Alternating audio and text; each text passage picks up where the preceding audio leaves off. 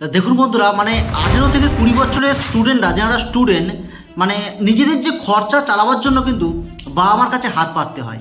আর same জায়গাতে দেখতে গেলে একটা 25 বছরের যারা স্টুডেন্ট, মানে 25 বছর হয়ে যাওয়ার পরেও তেনা কিন্তু ফ্যামিলির উপরেও ডিপেন্ডেন্ট থাকে, মানে বাবা মার উপরেই ডিপেন্ড থাকে, কখন দেবে তখন সেই হিসাবে চালাবে। সেম জায়গাতে দেখতে গেলে সেম ওই 18 থেকে 25 বছরের কিছু স্টুডেন্ট আছে, তেনারা এই সোশ্যাল মিডিয়াকে ইউজ করে নিজের একটা এক্সট্রা ইনকাম করার, মানে লেখাপড়ার পাশাপাশি এক্সট্রা একটা ইনকাম সোর্স, মাসে 30-40 হাজার টাকা ইনকাম করার একটা রাস্তা খুঁজে নিয়েছে।